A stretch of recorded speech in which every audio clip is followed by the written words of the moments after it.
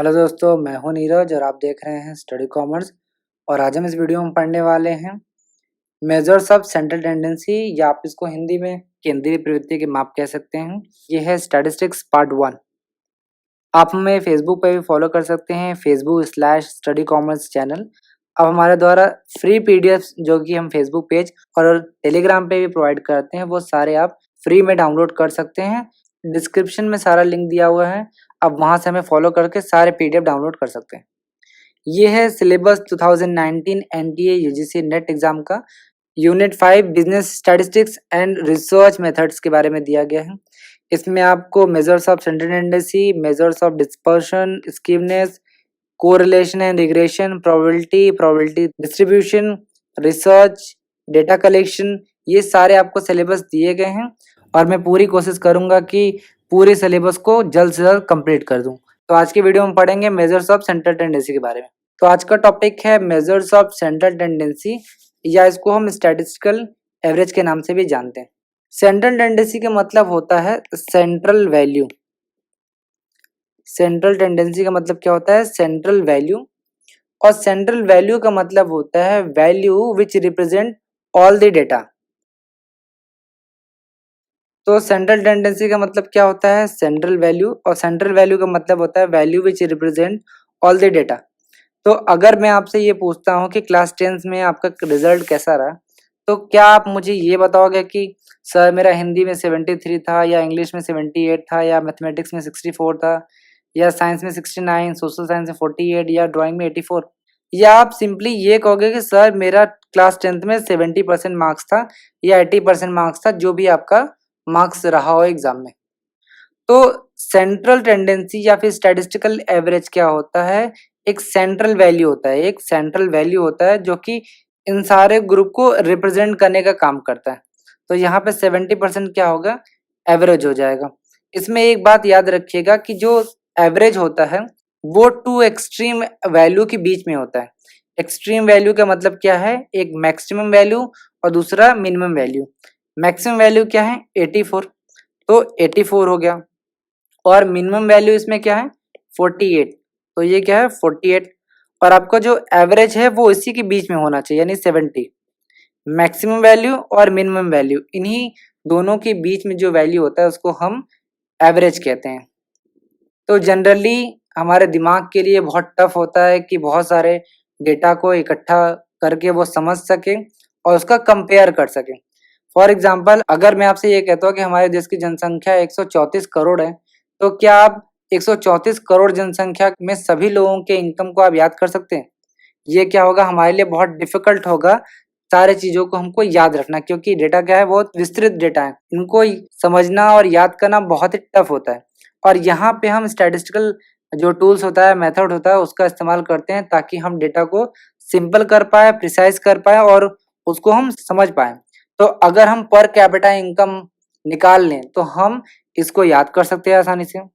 तो यहाँ पे हम स्टैटिस्टिकल एवरेज का इस्तेमाल करते हैं। स्टैटिस्टिकल एवरेज को हम मेजर्स ऑफ लोकेशन के नाम से भी जानते हैं। स्टैटिस्टिकल एवरेज बेसिकली क्या होता है? एक नंबर होता है। जैसे मैं अगर बोलूं 70%, तो क्या है? स्टैटिस्टिकल एवरेज एक नंबर होता है जो कि रिप्रेजेंट करता है सारे डेटा को, सारे ग्रुप को रिप्रेजेंट करने का काम कर रहा है। दूसरे शब्दों में ये कह सकते हैं कि एवरेज एक सिंपल और प्रिसाइज वैल्यू है जो कि रिप्रेजेंट करता है सारे डेटा को। यहाँ पे कुछ डेफिनेशन दी गई जो कि आपको याद होना बहुत ही जरूरी है। पहला है क्रॉक्सटन और काउडन का। इन्होंने कहा है कि statistical is a single value within the range of data that is used to represent all the value।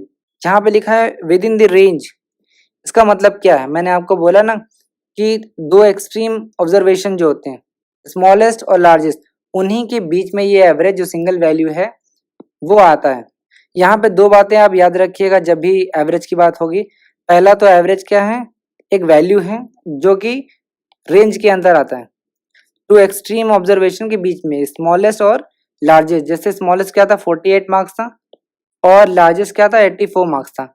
तो इसी के बीच में क्या है? आपका एवरेज आ रहा था। दूसरा कि एवरेज का जो ऑब्जेक्टिव होता है वो ये होता है कि सारे स्टैटिस्टिकल सीरीज का एक रिप्रेजेंटेटिव वैल्यू पता करना।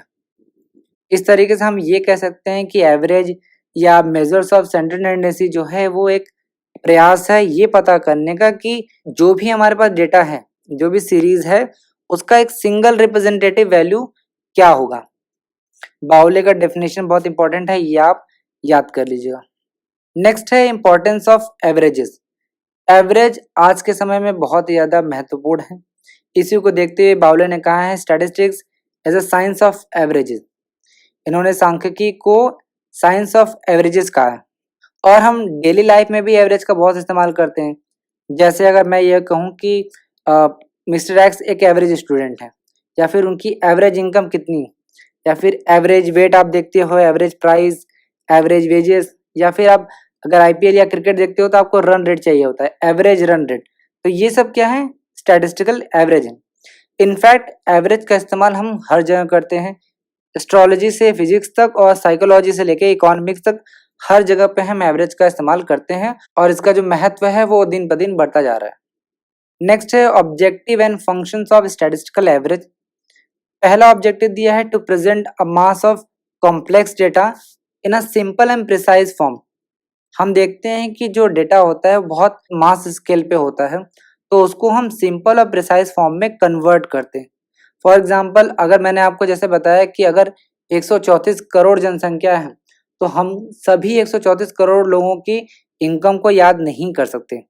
ये हमारे लिए बहुत डिफिकल्ट हो जाएगा कि हम उन सबको याद कर सके और आसानी से समझ सके। इसके लिए हम क्या करेंगे, स्टैटिस्टिकल एवरेज का इस्तेमाल करके हम ये चीज़ें कर सकते हैं।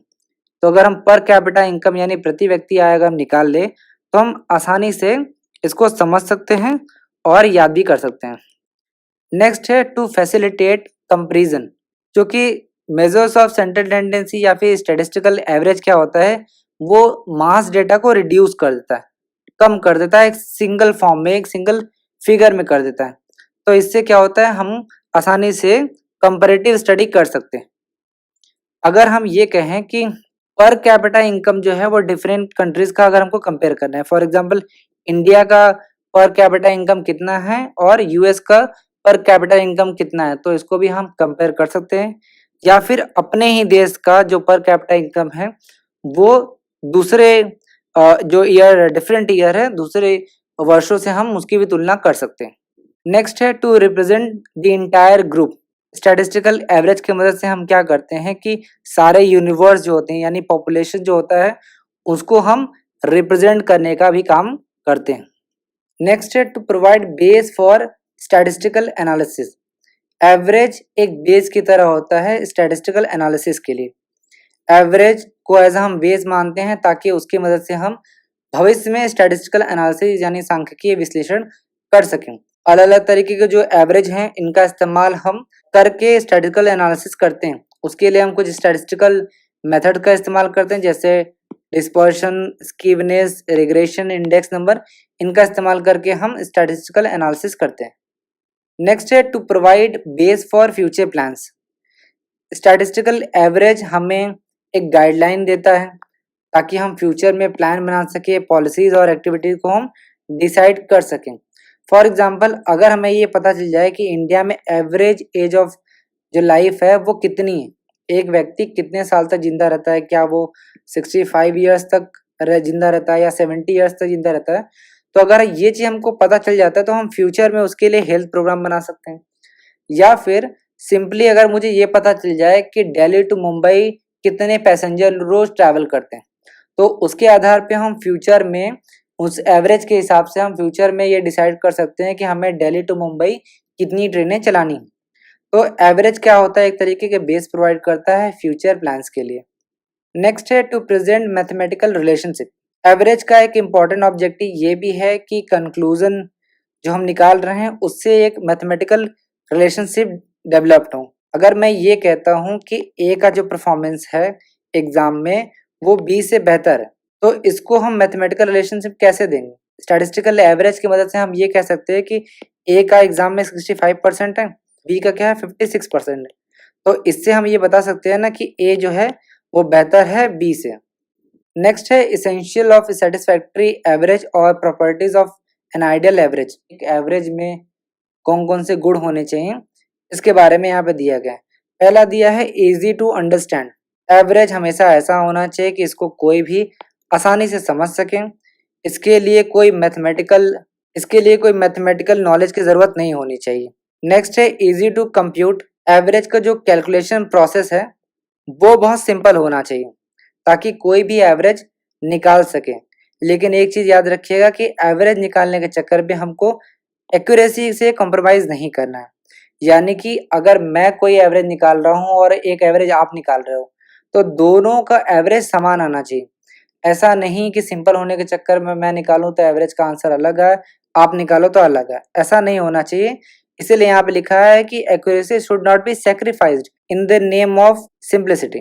नेक्स्ट है बेस्ड ऑन ऑल आइटम्स। क्योंकि एवरेज जो होता है वो सारे डेटा को रिप्रेजेंट करने का काम करता है, तो ये सारे वैल्यूज पे बेस्ड होना चाहिए। यानी सारे आइटम्स को हमको सेलेक्ट करना होगा, किसी भी एक डेटा को हम छोड़ नहीं सकते, सिंगल डेटा को भी हम छोड़ नहीं सकते।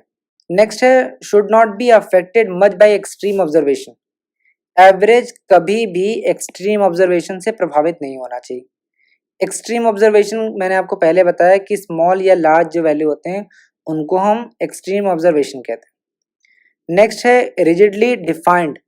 एवरेज को हमेशा क्लियरली और रिजिडली डिफाइन होना चाहिए ताकि जो भी कंक्लूजन आए उसमें यूनिफॉर्मिटी रहे। कोई भी व्यक्ति अगर उसको निकाल रहा है अगर एवरेज, तो उसमें कोई परिवर्तन ना आए।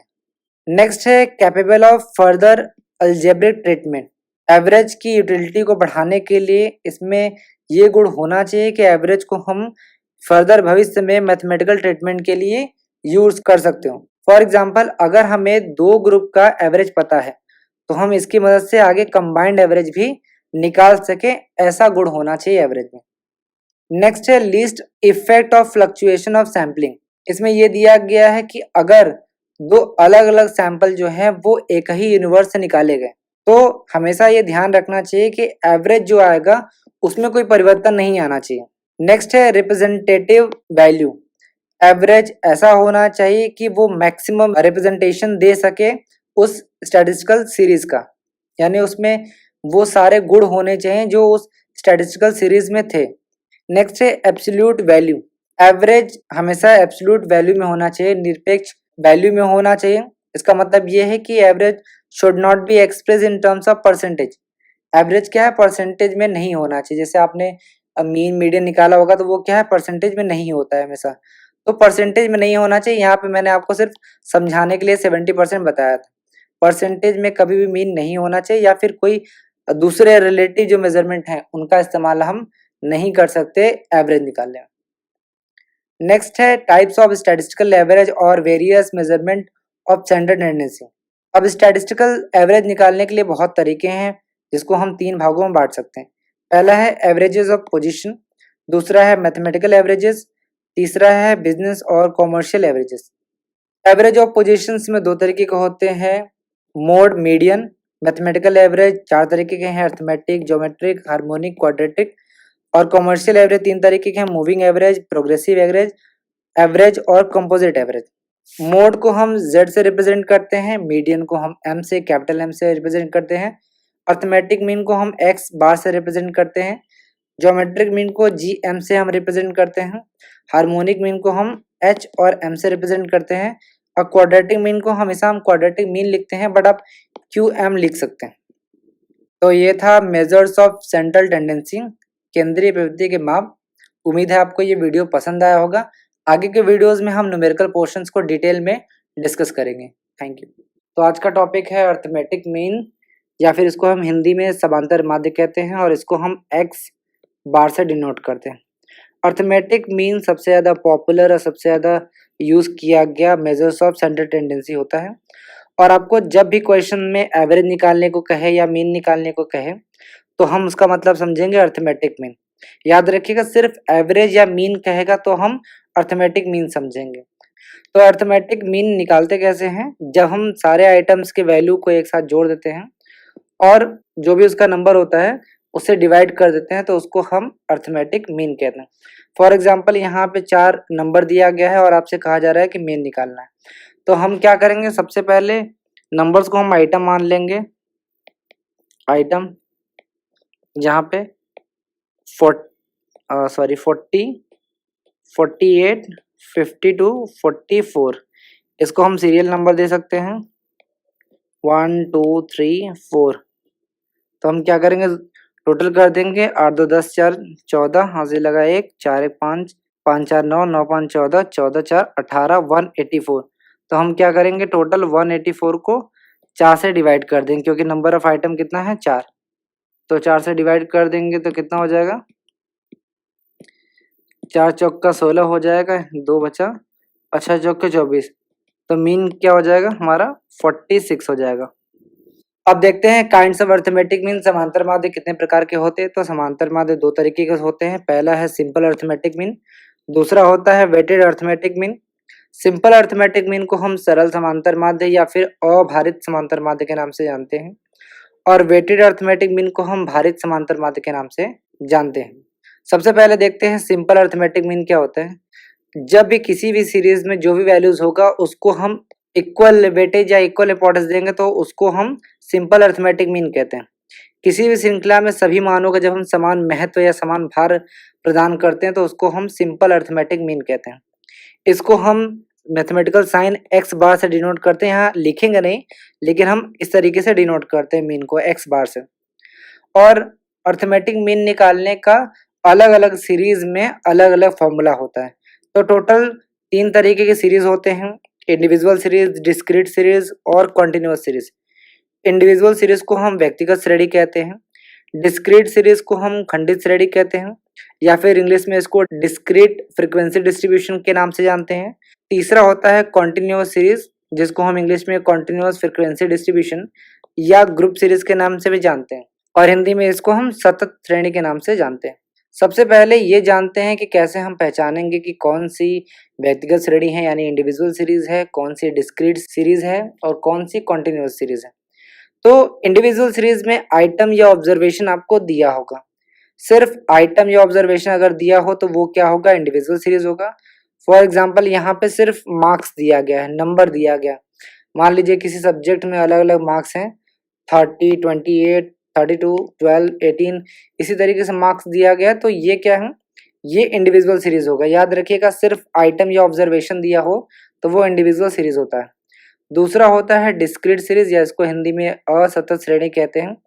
डिस्क्रीट सीरीज में आइटम के साथ फ्रीक्वेंसी भी दी होती, जैसे यहाँ पे देखिए साइज दिया गया, फॉर एग्जांपल ये हम मान लेते हैं कि जूते का साइज है, और फ्रीक्वेंसी होती है बारंबारता, यानी कितनी बार वो चीज आई है। जैसे अगर 4 नंबर की जो शूज है वो क्या है 5 बार आई है, इसी तरीके 5 नंबर की जो शूज है वो 8 बार आई हुई है।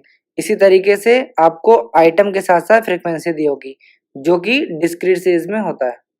तीसरा होता है कॉन्टिन्यूअस सीरीज या इसको हिंदी में हम सतत श्रेणी कहते हैं। सतत श्रेणी में क्या होता है, क्लास इंटरवल होता है, हिंदी में इसको वर्ग अंतराल कहते हैं और शॉर्ट में हम इंग्लिश में CI कहते हैं। इसके साथ फ्रीक्वेंसी भी दी होती है। वर्ग अंतराल के अंतर्गत हम देखते हैं जैसे वेजेस यहाँ पे दिया गया है और नंबर ऑफ वेजेस दिया गया, तो यहाँ पे वेजेस 0 से लेकर 10 रुपए तक कितने लोगों को मिल रहा है, 8 लोगों को मिल रहा है। तो 10 to 20, 20 to 30, 30 to 40, 40 to 50, ये क्या है, इसको हम क्लास इंटरवल कहते हैं, और ये क्या है फ्रीक्वेंसी। तो याद रखिए कॉन्टिन्यूअस सीरीज में क्लास इंटरवल के साथ साथ फ्रीक्वेंसी भी दी रहती है। अब हम ये देखते हैं कि हर सीरीज में कैसे कैलकुलेट करेंगे। तो इस वीडियो में हम सिर्फ इंडिविजुअल सीरीज और डिस्क्रीट सीरीज के सारे न्यूमेरिकल को सॉल्व करने की कोशिश करेंगे। तो सबसे पहले देखते हैं इंडिविजुअल सीरीज में हम कैसे मीन निकालते हैं। इंडिविजुअल सीरीज में मीन निकालने का 2 तरीका है, एक डायरेक्ट मेथड है और दूसरा है शॉर्टकट मेथड। डायरेक्ट मेथड का फॉर्मूला होता है x bar is equal to sigma x upon n, where x bar is equal to arithmetic mean sigma x is equal to sum of all the observation, n is equal to number of item। तो direct method में formula क्या होगा mean निकालने का, x bar is equal to sigma x upon n, where x bar is equal to arithmetic mean sigma x is equal to sum of all the observation and n is equal to number of item. तो sigma x क्या होगा, जितने भी observation जितने भी item आपको दिए हैं उसको हम जोड़ लेंगे। जैसे मैंने फर्स्ट क्वेश्चन में किया था, सारे आइटम को जोड़ लिया और जितने आइटम थे उससे मैंने उसको डिवाइड कर दिया, तो n इज इक्वल टू क्या होगा, नंबर ऑफ आइटम। दूसरा होता है शॉर्टकट मेथड। शॉर्टकट मेथड में फॉर्मूला होता है x bar is equal to a plus sigma dx upon n, where x bar is equal to arithmetic mean, a is equal to assumed mean. Assumed mean को हम हिंदी में कल्पित माध्य के नाम से जानते हैं। Sigma dx is equal to total of dx, और dx निकालते कैसे हैं, dx इज इक्वल टू होता है x माइनस a, ये आप नोट कर लीजिएगा कहीं पे। और n इज इक्वल टू क्या होता है, नंबर ऑफ आइटम। तो ये आपको फॉर्मूला याद होना चाहिए, बिना फॉर्मूला का आप क्वेश्चन नहीं लगा सकते। याद रखिएगा कि इंडिविजुअल सीरीज में दो तरीके के मेथड यहाँ पे दिए गए हैं। डायरेक्ट मेथड का फॉर्मूला होता है x bar is equal to sigma x upon n, और शॉर्टकट मेथड में क्या होता है, x bar is equal to a plus sigma dx upon n। आइए एक क्वेश्चन देख लेते हैं इंडिविजुअल सीरीज का डायरेक्ट मेथड में किस तरीके से निकालेंगे। यहाँ पे आपको मार्क्स दिया गया है और आपको बोला गया है कि डायरेक्ट मेथड से आपको अर्थमेटिक मीन निकालना है। तो अर्थमेटिक मीन का फॉर्मूला क्या होता है, x bar is equal to sigma x upon n. तो हम क्या करेंगे, सबसे पहले लिखेंगे लेफ्ट साइड में सीरियल नंबर और यहाँ लिखेंगे मार्क्स, जो कि मार्क्स दिया गया है। मार्क्स के अलावा आपको कुछ भी यहाँ पे दिया जा सकता है, तो उस हिसाब से आप लिख सकते हैं 30, 28, 32, 12, 18, 20, 25, 15, 26, 14। सीरियल नंबर दे देंगे 1, 2, 3, 4, 5, 6, 7, 8, 9, 10। तो यहाँ पे n इज इक्वल टू क्या हमको मिल गया है, 10। अब सिग्मा x, सिग्मा का मतलब होता है टोटल समेशन, सारे x को हम जोड़ देंगे, सारे आइटम को जोड़ देंगे तो जो आएगा उसको हम सिग्मा x कहेंगे। तो हम जोड़ लेते हैं सिग्मा x, 8 2 10 2 12, 12 8 20 5 25, 25 5 30, 6 36, 4 40, यहाँ पे 4 आएगा, 4 3 7, 2 9, 3 12, 1 13, 14, 16, 2 18, 1 19, 2 21, 22, 220। तो x bar is equal to क्या होगा, sigma x upon n। Sigma x कितना आया 220 और n is equal to 10, divide कर देंगे तो x bar is equal to कितना हो जाएगा 22। यही आपका आंसर हो जाएगा। तो इंडिविजुअल सीरीज में डायरेक्ट मेथड से हम अर्थमेटिक मीन निकाल के हमने देख लिया कि मीन हमारा कितना आ रहा है 22। अब सेम क्वेश्चन को हम इनडायरेक्ट मेथड या फिर इसको हम शॉर्टकट मेथड कहते हैं, दोनों मेथड से हम कैलकुलेट करके देखेंगे। याद रखिएगा कि चाहे आप डायरेक्ट मेथड से मीन निकाले चाहे शॉर्टकट मेथड से निकाले, दोनों का आंसर सेम आना चाहिए। तो सेम हम क्या करेंगे, फॉर्मूला लिख लेंगे, X bar is equal to क्या होता है, A plus sigma dx upon n। तो सबसे पहले हम क्या करेंगे, सीरियल नंबर लिख देंगे और यहाँ पे क्या करेंगे, मार्क्स लिख देंगे।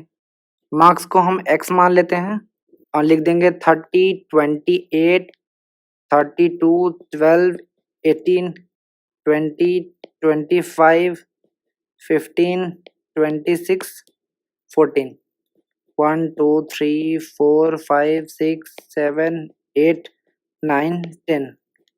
तो यहाँ पे हमको सबसे पहले क्या निकालना है, एज्यूम्ड मीन निकालना है। एज्यूम्ड मीन निकालने का हमारे पास दो तरीका है, या तो जो भी सीरियल नंबर है उसका बीच का कोई अमाउंट ले लें, जैसे 5 है तो या तो हम 5 ले लें या फिर उससे मिलता जुलता 6 ले सकते हैं, इसको हम मान लें। या फिर एक और तरीका है एज्यूम्ड मीन निकालने का, मैक्सिमम प्लस मिनिमम अपॉन 2। इसमें हम क्या करते हैं कि आइटम में जो भी मैक्सिमम अमाउंट होता है, जैसे मैक्सिमम अमाउंट क्या है इसमें 32, तो 32 को ऐड कर देंगे प्लस जो मिनिमम अमाउंट है जैसे 12, इन दोनों को ऐड करके हम 2 से डिवाइड कर देंगे तो क्या हो जाएगा, 2 दूनी 4 4 2। तो क्या करेंगे 22, ये हमारा क्या हो गया, एज्यूम्ड मीन हो गया। तो हम इस तरीके से भी एज्यूम्ड मीन निकाल सकते हैं। अब हमें क्या निकालना है, सिग्मा dx निकालना है। तो उसको निकालने के लिए हमको क्या करना होगा, सबसे पहले dx निकालना पड़ेगा। dx इज इक्वल टू क्या होता है, x माइनस ए, और a इज इक्वल टू मैंने क्या निकाला है अभी 22। तो x क्या है यहाँ पे 30 minus a is equal to क्या है 22, हमारा क्या होगा +8। इसी तरीके से 28 माइनस 22 इज इक्वल टू +6। इसी तरीके से 32 माइनस 22 इज इक्वल टू +10।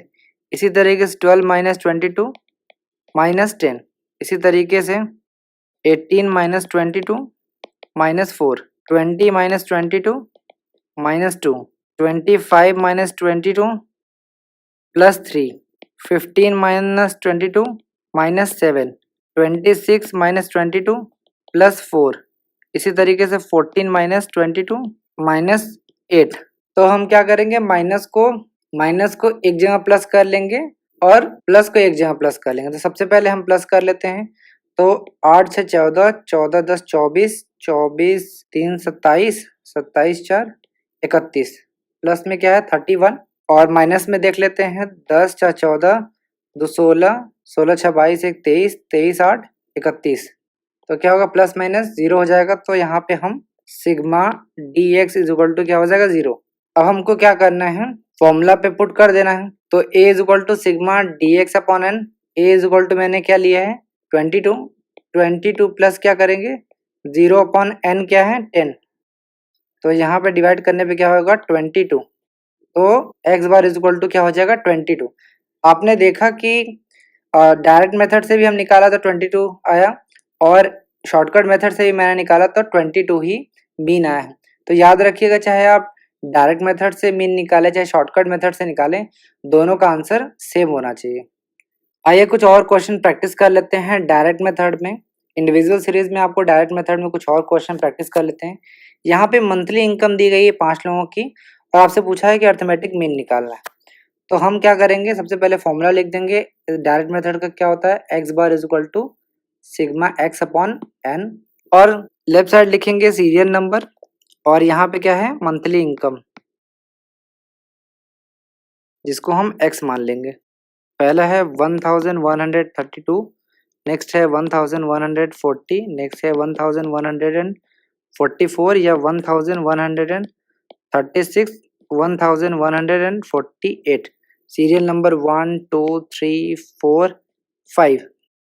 अब हम क्या करेंगे, मंथली इनकम निकालेंगे, सिग्मा एक्स निकाल देंगे। तो एक्स यहाँ पे दिया गया है, सिग्मा एक्स का मतलब total, sigma x is equal to जोड़ लेंगे 2 4 6 6 12, 12 8 20, 2 2 3 5, 5 4 9 9 4 13, 13 3 16, 16 4 20, फिर 2 5 2 7, फिर 5, क्या हो जाएगा 5700।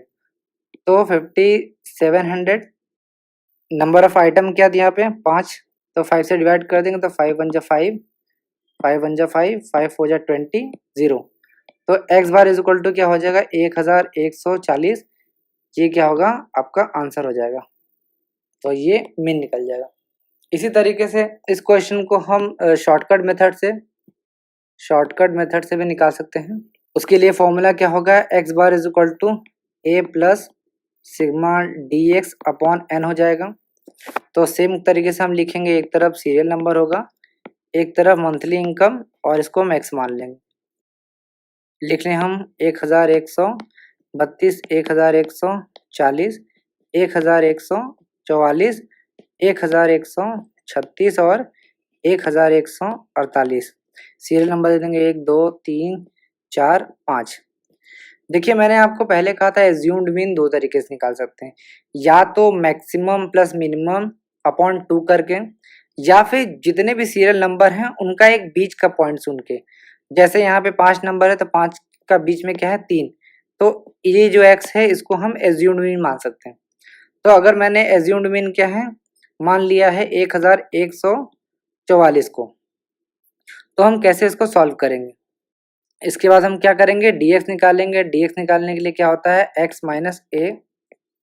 यहाँ पे देखिए x, ये सारे x दिए गए हैं आपको, तो क्या होगा 1132 माइनस एज्यूम्ड मीन, और एज्यूम्ड मीन मैंने क्या माना है 1144 माइनस 1144, कितना आएगा, घटाने पे आएगा -12। इसी तरीके से हम 1140 में से 1144 घटा लेंगे तो आएगा -4। इसी तरीके से बाकी को घटाएंगे तो 1144 में 1144 घटाएंगे तो 0 आ जाएगा। नेक्स्ट होगा -8 और नेक्स्ट +4। तो sigma dx is equal to क्या हो जाएगा, माइनस का माइनस में हम जोड़ लेंगे और प्लस का प्लस में। तो प्लस में क्या है, +4 है, माइनस में क्या होगा 12 4 16 16 8 कितना होगा 24। तो माइनस में क्या है 24। तो जिसका साइन बड़ा होता है उसी को हम लेते हैं, तो माइनस का साइन बड़ा है, 24 में से 4 गया तो क्या हो जाएगा 20। फॉर्मूला हम पुट कर देंगे, a इज इक्वल टू क्या है 1144 प्लस सिग्मा dx क्या है -20 अपॉन नेन क्या है 5।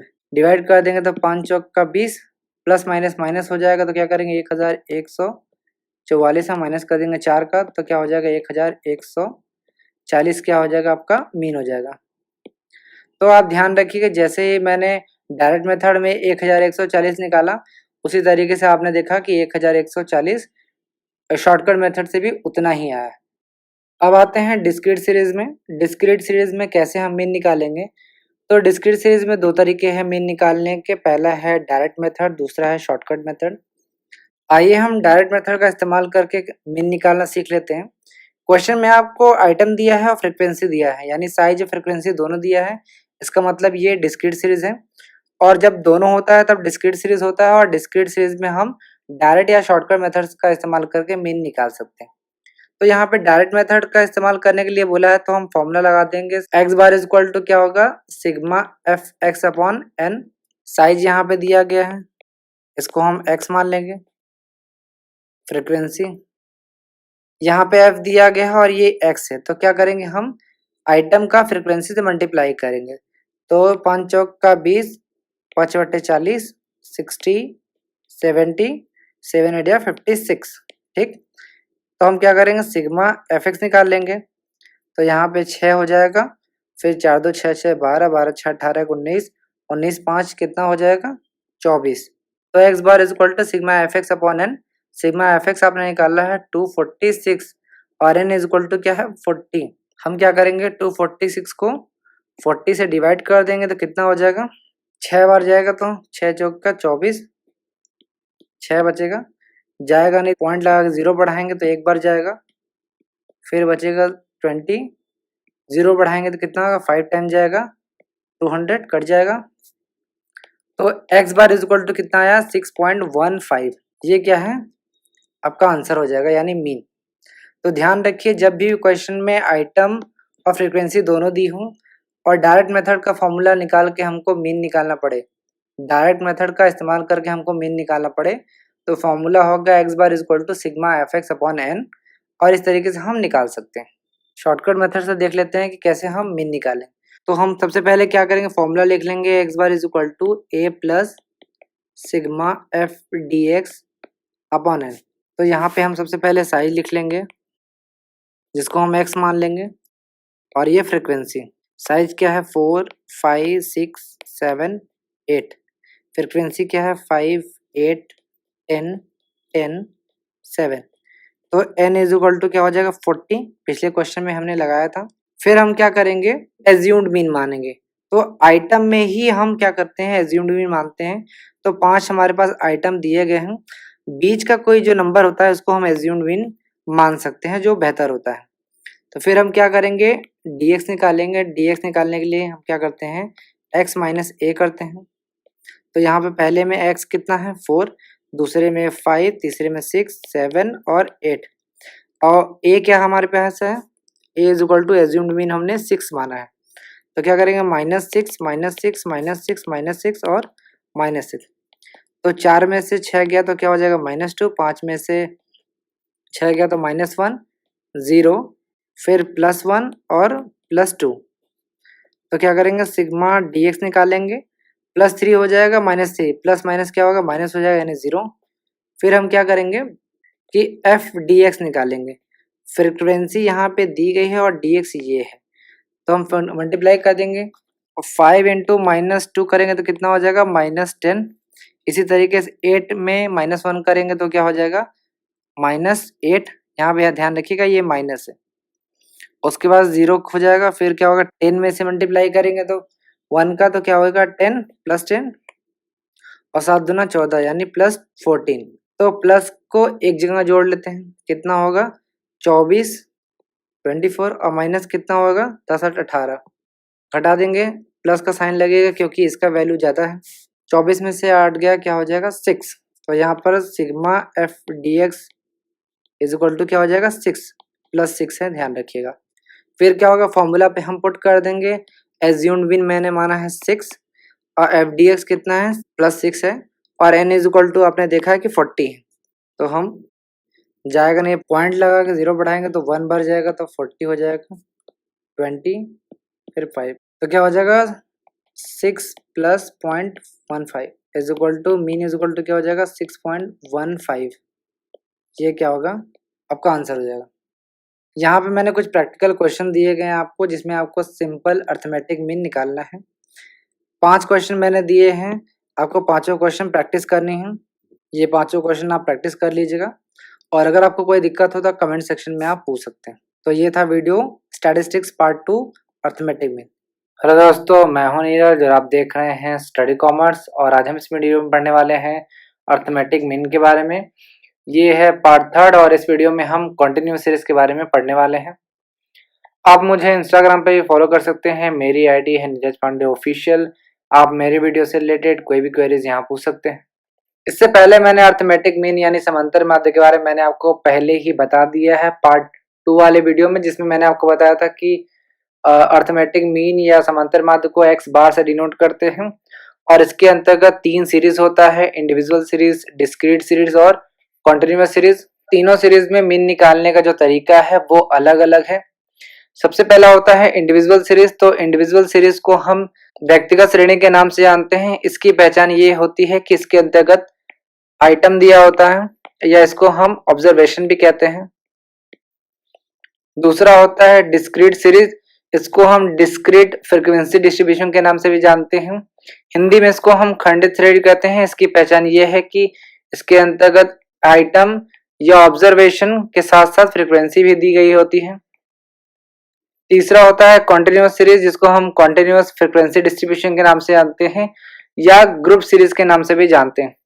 इसकी पहचान ये होती है कि इसके अंतर्गत क्लास इंटरवल दिया होता है प्लस फ्रीक्वेंसी। तो पार्ट 2 वाले वीडियो में मैंने इंडिविजुअल सीरीज और डिस्क्रीट सीरीज के बारे में पहले ही डिस्कस कर लिया है, क्वेश्चंस भी लगवा दिया है। तो अगर आपने वो वीडियो नहीं देखा है तो आप इस वीडियो को देख के इंडिविजुअल सीरीज और डिस्क्रीट सीरीज के बारे में समझ सकते हैं। इस वीडियो में हम ये देखेंगे कि हम मीन कैसे निकालते हैं कॉन्टिन्यूअस सीरीज में। कॉन्टिन्यूअस सीरीज को हम सतत श्रेणी के नाम से भी जानते हैं। तो कॉन्टिन्यूअस सीरीज की पहचान क्या है कि इसके अंतर्गत क्लास इंटरवल दिया होगा, हिंदी में इसको हम वर्ग अंतराल कहते हैं, और इसके साथ साथ फ्रीक्वेंसी दिया होगा यानी आवृत्ति भी दी गई होगी। क्लास इंटरवल को हम शॉर्ट में CI कहते हैं। तो यहाँ पे आप देख रहे हैं वेजेस दिया गया है और नंबर ऑफ वेजेस दिया गया है।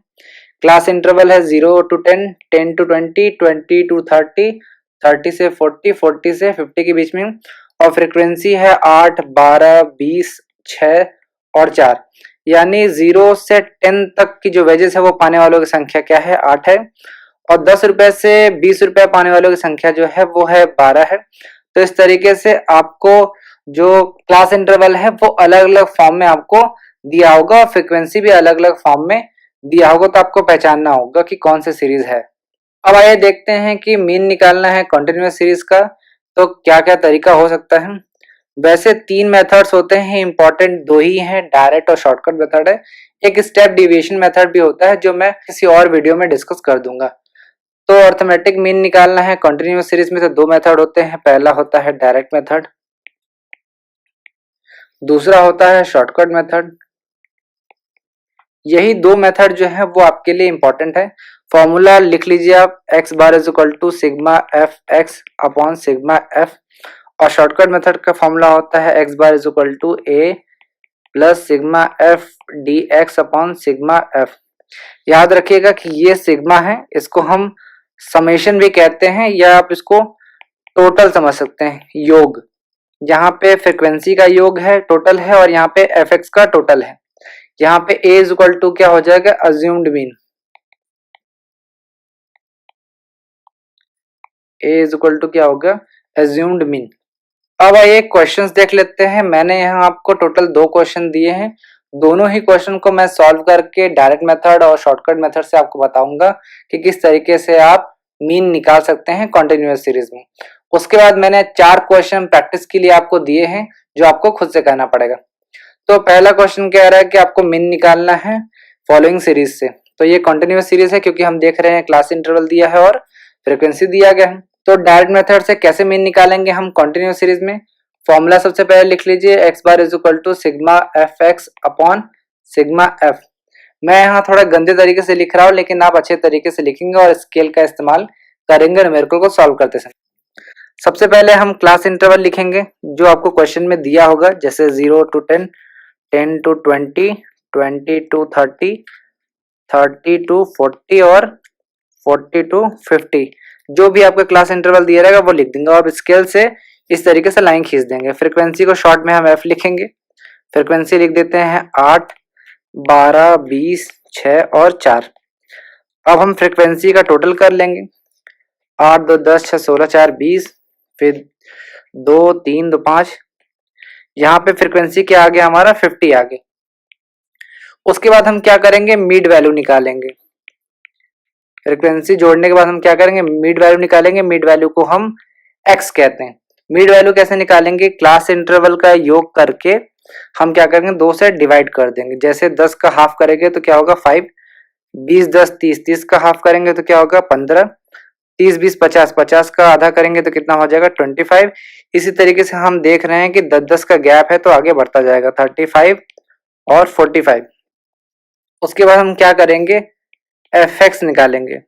एफ एक्स कैसे निकालेंगे, ये देखिए एक्स है और ये है एफ, तो एफ का हम एक्स से मल्टीप्लाई कर देंगे, यानी 8 इंटू 5, ये क्या हो जाएगा 40, 12 इंटू 15। यहाँ पे ध्यान रखिएगा कि आपको इस तरीके से लिखना नहीं है। मैं आपको ये जो चीज है ये आपको समझाने के लिए यहाँ पे लिख दे रहा हूँ। आप डायरेक्ट यहाँ पे मल्टीप्लाई करके यहाँ पे लिख सकते हैं।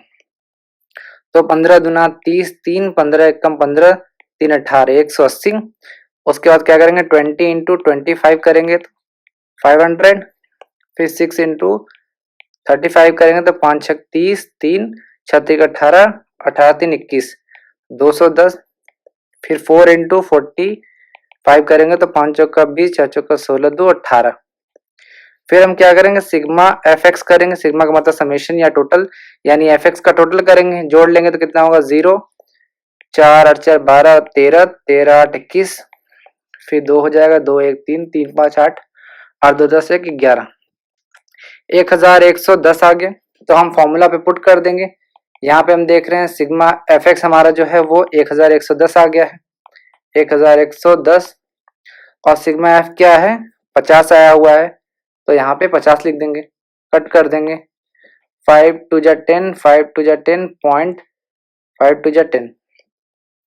तो x bar is equal to यानी मीन इज इक्वल टू क्या आ जाएगा 22.2 आंसर। यहाँ पे ध्यान रखिएगा कि आप डायरेक्ट मेथड का इस्तेमाल करें चाहे शॉर्टकट मेथड का इस्तेमाल करें, आंसर दोनों से सेम आना चाहिए। अब आइए मीन निकालते हैं कंटिन्यूअस सीरीज में शॉर्टकट मेथड से। तो शॉर्टकट मेथड का सबसे पहले फॉर्मूला लिख लेते हैं, x bar is equal to a plus sigma f d x upon sigma f. तो वापस से हम क्या करेंगे, क्लास इंटरवल लिखेंगे जैसा पिछली बार में हमने लिखा है, 0 to 10, 10 to 20, 20 to 30, 30 to 40, 40 to 50 और फ्रीक्वेंसी लिख देंगे। हम फ्रीक्वेंसी जैसे पहले लिखा था वैसे ही लिख देंगे। फ्रीक्वेंसी हमने पहले ही निकाल लिया है तो क्या है 50 आया था। उसके बाद हम क्या करेंगे, मिड वैल्यू निकाल लेंगे। मिड वैल्यू को हम x कहते हैं, हमने पहले ही निकाल लिया है मिड वैल्यू, तो हम इस तरीके से लिख देंगे। अब देखिए शॉर्टकट मेथड में यहां से चेंज होगा। अब हम dx निकालेंगे। dx कैसे निकालते हैं, x माइनस ए, इस तरीके से हम dx निकालेंगे। अब यहाँ पे देखिए a निकालना पड़ेगा। a का मतलब क्या है, assumed mean. Assumed mean assumed mean निकालने का दो तरीका है। एक तो हम सेंटर, जैसे ये x है यहाँ से यहाँ तक, तो इसके बीच में कोई भी एक बीच का अंक ले सकते हैं। जैसे यहाँ पे 25 क्या है, ए एज्यूम्ड मीन हो सकता है। और दूसरा तरीका ये होता है कि हम मिनिमम प्लस मैक्सिमम अपॉन 2 कर देंगे तो भी हमारा एज्यूम्ड मीन आ जाएगा। जैसे x में मिनिमम कौन है, 5, सबसे छोटा 5 है, और सबसे बड़ा क्या है, 45 है। इसको जोड़ के 2 से डिवाइड कर देंगे, कितना हो जाएगा, 50 में 2 डिवाइड करेंगे तो क्या होगा, 25। तो इस तरीके से भी हमारा एज्यूम्ड मीन क्या है, 25 आ गया। और सेंटर में से भी किसी को भी ले सकते हैं हम। तो यहाँ पे देखिए ये x है और ये a है, तो dx कैसे निकालेंगे, x माइनस a। तो 5 माइनस क्या करेंगे, 25, तो क्या होगा, -20। इसी तरीके से 15 माइनस 25 करेंगे तो क्या हो जाएगा, -10। 25 में 25 घटाएंगे तो 0 हो जाएगा। फिर 35 में से 25 घटाएंगे तो क्या हो जाएगा, +10। इसी तरीके से 45 में माइनस करेंगे 25 तो क्या हो जाएगा, +20। अब देखिए यहाँ पे हमारा dx निकल गया है। अब हम एफ डी एक्स निकालेंगे। ये देखिए आपका फ्रीक्वेंसी है और ये dx है, तो हम फ्रीक्वेंसी का dx से मल्टीप्लाई कर देंगे। फ्रीक्वेंसी देखिए पहले में 8 है और dx क्या है, -20, तो क्या करेंगे, -20 लिख देंगे। मल्टीप्लाई कर देंगे तो क्या हो जाएगा, -160, 160। इसी तरीके से बाकी कर देंगे तो 12 इंटू क्या हो जाएगा, -10 -120 हो जाएगा। उसके बाद 20 इंटू क्या करेंगे, 0, तो ये 0 हो जाएगा। फिर 6 इंटू क्या करेंगे, 10 करेंगे तो 60 हो जाएगा। उसके बाद 4 इंटू 20 करेंगे तो 80 हो जाएगा। अब हम क्या करेंगे, माइनस का एक जगह जोड़ लेंगे और प्लस का एक जगह जोड़ लेंगे। तो माइनस का जोड़ेंगे तो 0, 6 2 8 2, -280 हो जाएगा। और प्लस का जोड़ेंगे तो 0, 8 6 14, 140 हो जाएगा। ये प्लस में है। अब हम यहाँ पे ध्यान रखेंगे कि दोनों में से जिसकी वैल्यू अधिक होगा उसका साइन लगेगा।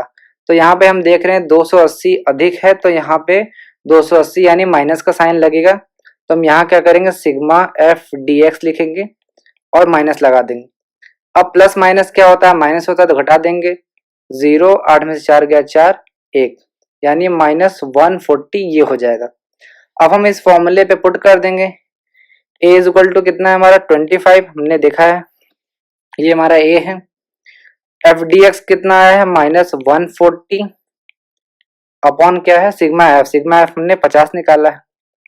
डिवाइड कर देंगे तो हो जाएगा 5 2 10, 5 8 40, 2.8। तो हम क्या करेंगे, 25 में से प्लस माइनस क्या होगा, माइनस हो जाएगा। 2.8 घटा देंगे तो आएगा 22.2, ये आपका मीन हो जाएगा। तो आपने देखा कि आप चाहे डायरेक्ट मेथड से लगा रहे हो चाहे शॉर्टकट मेथड से लगा रहे हो, दोनों का आंसर सेम आया है। इसी तरीके से हम एक और क्वेश्चन करेंगे, ये है क्वेश्चन नंबर 2। इसमें भी हम डायरेक्ट मेथड और शॉर्टकट मेथड से आपको लगा के बताएंगे कि किस तरीके से हम क्वेश्चंस को सॉल्व कर सकते हैं। तो डायरेक्ट मेथड का फॉर्मूला मैंने बताया था, x bar is equal to sigma f x upon sigma f. सबसे पहले हम क्या करेंगे, क्लास इंटरवल को नोट कर लेंगे। दिया है 0 to 10, 10 to 20, 20 to 30, 30 to 40, 40 to 50, 50 to 60, ये आपका क्लास इंटरवल दिया गया है। यहाँ पे आप स्केल का इस्तेमाल करेंगे, क्योंकि मेरे पास स्केल यहाँ पे है नहीं और मैं यूज नहीं कर सकता ऑनलाइन, इसलिए मैं यहाँ पे यूज नहीं कर रहा हूँ। फ्रीक्वेंसी हम नोट कर लेंगे 12, 18, 27, 20, 17 और 6। हम क्या करेंगे, फ्रीक्वेंसी टोटल कर लेंगे। तो 2 8 10 7 17, 17 7 24, 24 6 30, 3 हो जाएगा, 3 1 4 1 5 2 7 2 9 1 10, 100। फ्रीक्वेंसी कितना आ गया, 100 आ गया। फिर हम क्या करेंगे, मिड वैल्यू निकालेंगे। मिड वैल्यू को हम x कहते हैं। तो मिड वैल्यू कितना आ जाएगा, 5 15 25 35 45 और 55, ये आपका मिड वैल्यू आ गया। फिर हम क्या करेंगे, एफ एक्स निकालेंगे। ये है फ्रीक्वेंसी, ये है एक्स, तो हम एफ का एक्स में मल्टीप्लाई कर देंगे। तो 12 इंटू 5, 12 5 60, फिर 18 इंटू 15 मल्टीप्लाई कर देंगे तो 15 8 120, 12 15 एकम 15 यानी 27, 270 हो जाएगा। फिर 27 का मल्टीप्लाई करेंगे 25 में तो 25 सत्ते 175, 17, 25 दूना 50, 50 10 60 और 67। इसी तरीके से इसका मल्टीप्लाई कर लेंगे तो 35 दूना 70, 700। फिर 17 में 45 करेंगे तो 17 पचे 85, 17 पचे 85, 17 चौक 68, 765। फिर 6 इंटू करेंगे 55, 5 6 या 30, 5 6 या 30, 33। अब हम क्या करेंगे, सिग्मा एफ एक्स निकाल देंगे। 5 5 10, 8 से लगा 1, 7 7 7 14, 7 3 21, 27 27 3 30। फिर यहाँ 3 हो जाएगा, 3 2 5, 6 5 11, 11 7 18, 18 7 18 7 25, 25 3 28। तो यहाँ पे सिग्मा एफ एक्स क्या हो गया, 2800 आ गया। फॉर्मूला पे पुट कर देंगे तो सिग्मा एफ एक्स क्या है 2800 और सिग्मा एफ क्या है 100। कट कर देंगे तो क्या होगा, मीन इज इक्वल टू 28। यहाँ पे ध्यान रखिएगा कि जो भी क्वेश्चन मैं आपको बता रहा हूँ उसमें क्लास इंटरवल का जो डिफरेंस है वो सेम है, यानी इसमें अंतर 10-10 का है। अगर डिफरेंस अलग होगा तो उस क्लास इंटरवल को हम एडजस्ट करेंगे, तो वो मैं एक अलग वीडियो में आपको बता दूंगा। अब आइए इसी क्वेश्चन को हम शॉर्टकट मेथड से लगाते हैं। तो शॉर्टकट मेथड का फॉर्मूला क्या होता है, x bar is equal to a plus sigma f d x upon sigma f. फिर लिख लेते हैं class interval 0 to 10, 10 to 20, 20 to 30। इसी तरीके से हम बाकी क्लास इंटरवल को लिख लेंगे।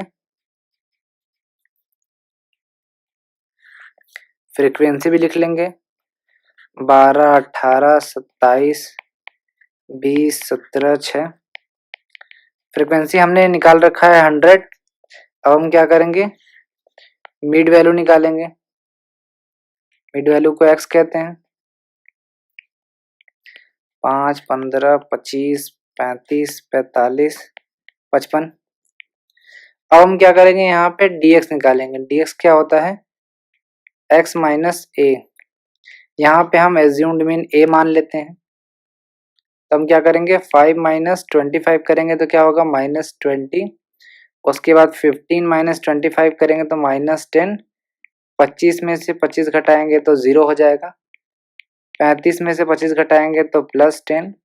उसके बाद 45 में 25 घटाएंगे तो +20। फिर 55 में 25 घटाएंगे तो +30 हो जाएगा।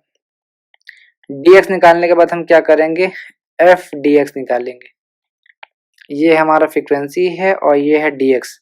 यहाँ फ्रीक्वेंसी का dx से मल्टीप्लाई कर देंगे तो 12 इंटू क्या करेंगे, -20 करेंगे तो क्या होगा, माइनस का साइन रहेगा, 12 दूना 24, 240 हो जाएगा। 18 इंटू -10 करेंगे तो -180 हो जाएगा। नेक्स्ट 0 हो जाएगा। उसके बाद 20 इंटू क्या करेंगे, 10 करेंगे तो प्लस में 200 हो जाएगा। फिर 17 में 20 करेंगे, 17 दूना 34 यानी 340 हो जाएगा। फिर 6 इंटू क्या करेंगे, 30 करेंगे तो 36 18 प्लस 180 का हो जाएगा। तो माइनस का एक जगह जोड़ लेंगे, प्लस का एक जगह जोड़ लेंगे। तो माइनस जोड़ लेंगे तो कितना होगा, 420 हो जाएगा। और प्लस जोड़ लेंगे तो 0 8 4 12, 3 3 6 1 7, 720। तो देखेंगे दोनों में से जो वैल्यू ज्यादा होगा उसका साइन लगेगा। तो यहाँ पे 720 ज्यादा है तो सिग्मा एफ डी एक्स में क्या होगा, प्लस का साइन होगा। तो प्लस माइनस माइनस होगा तो घटा देंगे तो कितना हो जाएगा, 300। तो प्लस क्या हो जाएगा, 300 हो जाएगा। अब हम यहाँ पे फॉर्मूला का पुट कर देंगे। तो यहाँ हम देख रहे हैं ए हमने माना है 25। तो 25 प्लस कितना हो जाएगा, एफ डी एक्स कितना है, 300 है। तो 300 अपॉन सिग्मा एफ हमारा 100 आया है तो यहाँ पे 100 कर देंगे। कट कर देंगे तो क्या हो जाएगा, 25 + 3। तो मीन इज इक्वल टू क्या हो जाएगा, 28। ये आपका मीन हो जाएगा, यही आंसर हो जाएगा। तो आपने देखा कि शॉर्टकट मेथड या डायरेक्ट मेथड, आप किसी भी मेथड से मीन निकालो कंटिन्यूअस सीरीज में या किसी भी सीरीज में आप लगाओ, आंसर सेम आएगा। अगर आपको किसी भी क्वेश्चन में प्रॉब्लम होती है तो आप मेरे इंस्टाग्राम आईडी पे कमेंट कर सकते हैं, आप क्वेश्चंस पूछ सकते हैं। अब मैंने यहाँ 4 प्रैक्टिस क्वेश्चन आपको दिया है। ये है क्वेश्चन नंबर 1, ये है क्वेश्चन नंबर 2, ये है क्वेश्चन नंबर 3 और ये है क्वेश्चन नंबर 4। आपके पास किसी भी राइटर की बुक हो, आप हिंदी में पढ़ते हो, इंग्लिश में पढ़ते हो, कोई फर्क नहीं पड़ता, आप सारे क्वेश्चंस को अटेम्प्ट करें और मैं चाहूंगा कि आप दोनों मेथड से क्वेश्चंस को लगाएं और फॉर्मूला को रटने की कोशिश नहीं करिए। आप बार बार क्वेश्चन लगाएंगे तो आपको फॉर्मूला खुद ही याद हो जाएगा। तो ये था अर्थमेटिक मीन कंटिन्यूअस सीरीज का पार्ट 3। उम्मीद है आपको पसंद आया होगा। Thank you. हेलो दोस्तों, मैं हूं नीरज और आप देख रहे हैं स्टडी कॉमर्स। और आज हम इस वीडियो में पढ़ने वाले हैं mathematical properties of arithmetic mean के बारे में। आप मुझे इंस्टाग्राम पे भी फॉलो कर सकते हैं, मेरी आईडी है नीरज पांडे ऑफिशियल। आप मेरे वीडियो से रिलेटेड कोई भी क्वेरीज यहाँ पूछ सकते हैं। आप हमारे लेक्चर की पीडीएफ भी डाउनलोड कर सकते हैं एट जस्ट ₹365 पर एनम। आप इस दिए गए नंबर पे हमें पे कर सकते हैं। नंबर है 7317240017। आप हमें फोन पे, गूगल पे या किसी भी यूपीआई के थ्रू पेमेंट कर सकते हैं। अगर आपको और भी कोई क्वेरीज है तो आप हमें इस दिए गए नंबर पे कांटेक्ट कर सकते हैं। आज हम पढ़ने वाले हैं mathematical properties of arithmetic mean के बारे में, क्योंकि अक्टूबर 2020 में आपसे इसी पे एक क्वेश्चन पूछ लिया गया था पेपर 1 में। हाँ, ये पेपर 2 का पार्ट है, लेकिन पेपर 1 में भी आपको पूछा गया है इस बार, तो ये बहुत इंपॉर्टेंट है। मैंने आपको यहाँ पे एक क्वेश्चन बना के दिया है। ये एग्जैक्ट क्वेश्चन नहीं है जिस तरीके से एग्जाम में पूछा गया था, लेकिन मोर और लेस वही क्वेश्चन है, वही कॉन्सेप्ट है।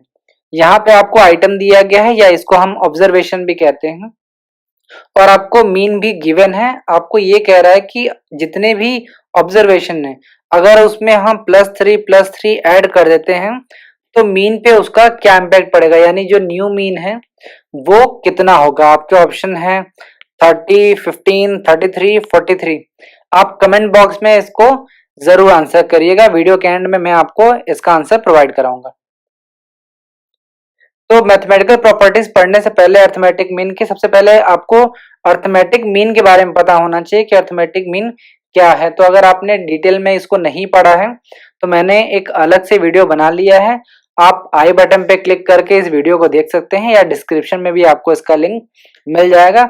मैं चाहता हूं कि सबसे पहले आप अर्थमेटिक मीन का वीडियो देख के तभी इसके प्रॉपर्टीज के बारे में पढ़ें।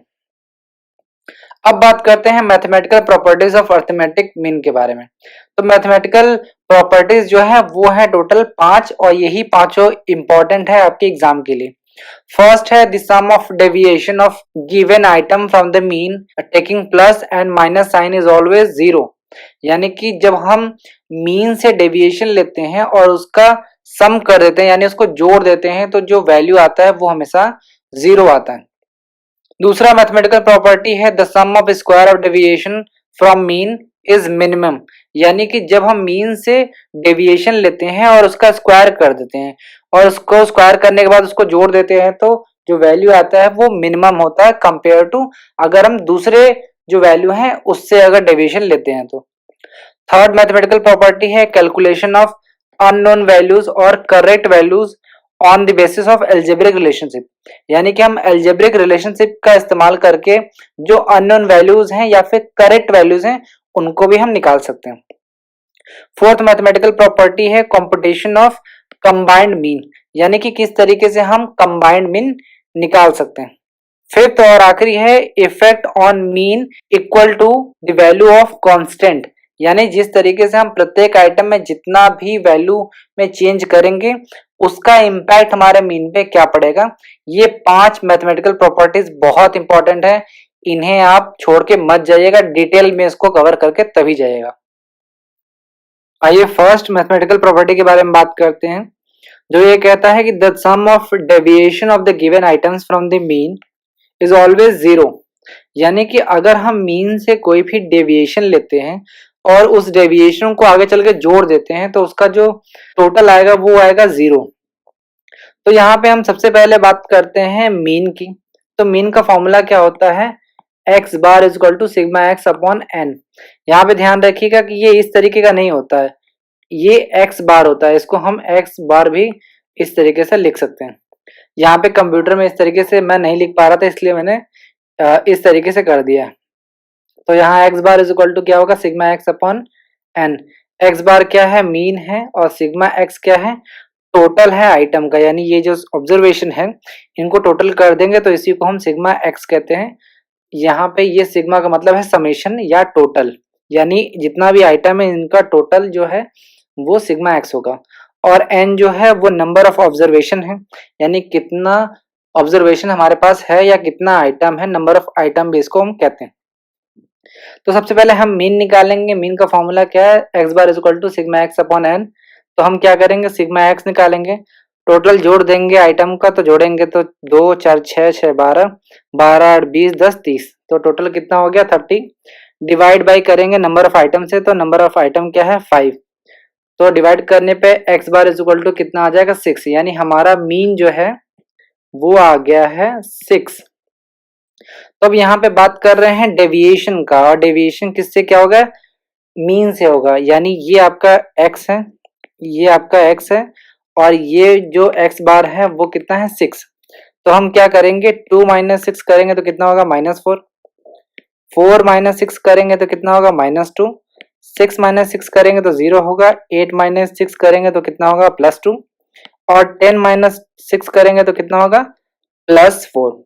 अब एक काम करेंगे कि माइनस का माइनस में ऐड कर देंगे, प्लस का प्लस में कर देंगे, तो यहाँ क्या होगा -6, यहाँ क्या होगा +6, प्लस माइनस क्या होगा माइनस होगा, और घटा देंगे तो आ जाएगा 0। यही यहाँ पे लिखा गया है कि the sum of deviation of the given item from the mean is always equal to 0। यहाँ पे ध्यान रखिएगा कि हम प्लस और माइनस साइन को कंसीडर करेंगे, यानी उसको लेंगे कैलकुलेशन के समय। तो यही आपका फर्स्ट मैथमेटिकल प्रॉपर्टी है of arithmetic mean. Second mathematical property के बारे में बात करते हैं, जो ये कहता है कि the sum of square of deviation from mean is minimum when taken from arithmetic mean. यानी कि जब भी हम मीन से डेविएशन लेते हैं, अभी हमने डेविएशन लिया, अब यहाँ पे कह रहा है कि अगर हम डेविएशन का स्क्वायर कर दें और उस स्क्वायर को बाद में ऐड कर दे, तो ये जो वैल्यू आएगी वो हमेशा मिनिमम आएगी, कंपेयर टू अगर हम कोई दूसरा वैल्यू लेते हैं अदर देन मीन, यानी मीन के अलावा अगर हम कोई दूसरा वैल्यू लेते हैं उसका जो वैल्यू होगा वो ज्यादा होगा कंपेयर टू मीन। अब एक एग्जांपल से समझने की कोशिश करते हैं कि ये दूसरा मैथमेटिकल प्रॉपर्टी क्या कहता है। सबसे पहले हम क्या करेंगे कि मीन निकालेंगे। मीन का फॉर्मूला यहाँ पे आपने देखा है, x bar is equal to क्या होगा सिग्मा एक्स अपॉन एन हो जाएगा। तो यहाँ पे आपको एक्स दिया गया है इतना, और इसको टोटल कर लेंगे तो टोटल होगा 3 4 7 7 5 12 12 6 18 18 7 कितना होगा 25, ये आपका 25। नंबर ऑफ ऑब्जर्वेशन कितना है 5 है, तो डिवाइड कर देंगे तो कितना होगा 5, यानी x bar is equal to आपका आ गया 5।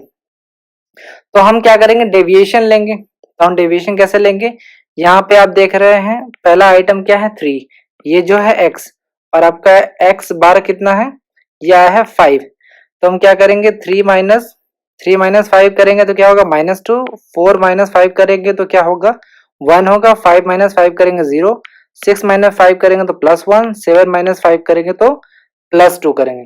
अब हम यहाँ पे एक बात कर रहे हैं कि अगर हम जो डेविएशन लेते हैं अगर हम उसका स्क्वायर कर देते हैं तो हम क्या करेंगे, उसका स्क्वायर कर देंगे, तो 2 का स्क्वायर करेंगे तो 4 होगा, फिर 1 का करेंगे तो 1 होगा, इसी तरीके से बाकी स्क्वायर कर देंगे। फिर कह रहा है कि अगर इस स्क्वायर को बाद में हम ऐड कर देते हैं, यानी इतना जो आइटम है उसको हम बाद में ऐड कर देते हैं, तो 4 1 5 1 6 4 10, तो टोटल नंबर क्या आ गया 10 आ गया। तो यहाँ पे वही कह रहा है कि the sum of square of deviation from mean is minimum. ये कब मिनिमम होगा, जब हम अर्थमेटिक मीन से ये ले रहे होंगे। अगर हम किसी दूसरे वैल्यू से ले रहे होंगे, यानी मीन के अलावा अगर हम दूसरे वैल्यू से ले रहे होंगे, उसका जो वैल्यू होगा वो ज्यादा आएगा। फॉर एग्जांपल यहाँ पे मीन जो आपका आया है वो 5 आया, अगर हम ऑब्जर्वेशन में से किसी और नंबर को ले लेते हैं, फॉर एग्जांपल 4, अगर हम 4 ले लेते हैं उसके बाद हम डेविएशन करते हैं, यहाँ पे देखिए x माइनस 4 हो जाएगा, तो x कितना है 3 है, -4 करेंगे तो क्या होगा -1 हो जाएगा। फिर यहाँ पे क्या है आइटम 4 है, 4 माइनस 4 करेंगे 0 हो जाएगा, 5 माइनस 4 करेंगे तो +1, 6 माइनस 4 करेंगे तो +2, और 7 माइनस 4 करेंगे तो +3 आ जाएगा। और उसके बाद हम कह रहे हैं कि इसी डेविएशन का फिर अगर हम स्क्वायर कर देते तो x माइनस 4 का क्या होगा स्क्वायर हो जाएगा। इसका स्क्वायर करके हम क्या करेंगे, टोटल इसको ऐड कर लेंगे, तो हो जाएगा 1 2 4 6 6 9 15, तो यहाँ पे हम 15 आ गए। तो यहाँ पे आप देख रहे हैं कि जब हम मीन से डेविएशन ले रहे हैं तो उसका वैल्यू कम आ रहा है, और अगर हम दूसरे जो वैल्यूज हैं उससे अगर डेविएशन ले रहे हैं तो उसका जो वैल्यू है वो ज्यादा आ रहा है। यहाँ पे 10 आ रहा है और यहाँ पे 15 आ रहा है। तो यहाँ पे वही कहा जा रहा है, the sum of the square of deviation from mean is minimum when taken from arithmetic mean. तो ये था second mathematical property of arithmetic mean. अब बात करते हैं थर्ड मैथमेटिकल प्रॉपर्टी के बारे में। तो थर्ड मैथमेटिकल प्रॉपर्टी ये कहता है कि अगर आपके पास कोई अननोन वैल्यू है या फिर आपने इनकरेक्ट वैल्यू लिख दिया है और आप करेक्ट वैल्यू को फाइंड करना चाहते हैं, तो उसके लिए हम अलजेब्रिक रिलेशनशिप के बेसिस पे इस अननोन वैल्यू को या करेक्ट वैल्यू को हम निकाल सकते हैं। इसके लिए यहाँ पे ये कहा जा रहा है कि अगर आपको तीन चीजों में से किसी दो चीजों के बारे में पता है, फॉर एग्जाम्पल ये क्या है, मीन, सिग्मा एक्स, और क्या है, एन, नंबर ऑफ आइटम, यानी कि इन तीनों में से अगर आपको कोई भी दो अगर पता है तो आप तीसरे के बारे में आसानी से कैलकुलेशन कर सकते हैं। फॉर एग्जाम्पल अगर सिग्मा एक्स और एन के बारे में आपको पता है तो आप क्या कर सकते हैं, एक्स बार निकाल सकते हैं, यानी मीन निकाल सकते हैं। इसी तरीके से आपको मीन पता है और नंबर ऑफ ऑब्जर्वेशन पता है तो आप सिग्मा एक्स निकाल सकते हैं। इसी तरीके से सिग्मा एक्स और मीन पता है तो आप नंबर ऑफ ऑब्जर्वेशन निकाल सकते हैं। इसके अलावा यहाँ पे ये भी ध्यान रखिएगा कि हो सकता है कि जो वैल्यूज आपने इंक्लूड किया है वो इनकरेक्ट हो, यानी कि नंबर था 44, ऑब्जर्वेशन था 44, लेकिन आपने क्या किया 33 लिख दिया। तो ये क्या है, एक तरीके का इनकरेक्ट या एरर है। तो इसको भी हम करेक्ट कर सकते हैं इस रिलेशनशिप के बेसिस में। अब आपको एक एग्जाम्पल के थ्रू समझाता हूं कि ये क्या कह रहा है। आपको एग्जाम्पल में दिया गया है कि जो 10 बच्चे हैं उनका एवरेज मार्क्स दिया गया है 50, यानी मीन आपको दिया गया है, एवरेज मतलब मीन होता है, अर्थमेटिक मीन। मीन आपको दिया गया है 50 और नंबर ऑफ जो ऑब्जर्वेशन है यानी एन वो आपको दिया गया है 10। आपसे कह रहा है कि बाद में आगे चल के ये पता चला कि जो एक स्टूडेंट है उसका जो मार्क्स है वो गलत लिखा गया, यानी कि उसको मिलना चाहिए 83 लेकिन उसके जगह पे हमने क्या लिख दिया 33, यानी 33 जो है वो इनकरेक्ट है और 83 जो है वो करेक्ट है। इसी तरीके से एक और स्टूडेंट है जिसका 5 के जगह पे 50 मार्क्स लिख दिया गया है, यानी कि 5 मार्क्स उसको मिलने चाहिए था लेकिन वहां पे हमने दे दिया उसको 50 मार्क्स। तो यहाँ पे किस तरीके से हम करेक्ट मीन को निकालेंगे और करेक्टेड स्कोर किस तरीके से निकाल सकते हैं। एक बार वापस से क्वेश्चन देख लेते हैं। एवरेज मार्क्स जो दिया है 10 स्टूडेंट का वो है 50, यानी मीन आपको दे रखा है 50 और एन जो है वो दे रखा है आपको 10। अब यहाँ पूछ रहा है कि एक स्टूडेंट जो है जहाँ पे 33 की जगह पे 83 लिख दिया गया, यानी कि यहाँ पे ध्यान रखिएगा कि 83 जो है वो एक्चुअल में होना चाहिए था लेकिन आपने क्या किया वहां पे 33 लिख दिया, तो ये इनकरेक्ट है। दूसरी तरफ आपसे कह रहा है कि एक बच्चा और है जिसका 5 मार्क्स होना चाहिए था लेकिन आपने लिख दिया है 50, यानी 5 मार्क्स होना चाहिए था लेकिन आपने 50 लिख दिया, यानी 50 इनकरेक्ट वहां पे वैल्यू कर दिया आपने। तो हम कैसे इन सब चीज को कैलकुलेट करेंगे, तो सबसे पहले एवरेज मार्क्स के बारे में बात करते हैं 10 स्टूडेंट का। तो ये क्या है 50 है, यानी मीन आपने निकाल लिया 50। फिर हम क्या करेंगे सिग्मा एक्स निकालेंगे। सिग्मा एक्स इक्वल टू क्या करेंगे हम mean into number of observation. तो यहाँ पे क्या करेंगे 50 इंटू 10 करेंगे तो 500 हो जाएगा। उसके बाद हम क्या करेंगे जो इनकरेक्ट वैल्यू है उसको एक जगह ऐड कर देंगे। इनकरेक्ट वैल्यू देखिए 33 है तो हमने यहाँ 33 लिख दिया। उसके बाद दूसरी तरफ हम देखते हैं इनकरेक्ट वैल्यू क्या है 50 है तो इसको ऐड करके लिख दिया, तो ये क्या हो जाएगा 83। इसके बाद हम क्या करेंगे 500 में से 83 माइनस कर देंगे तो आएगा 417।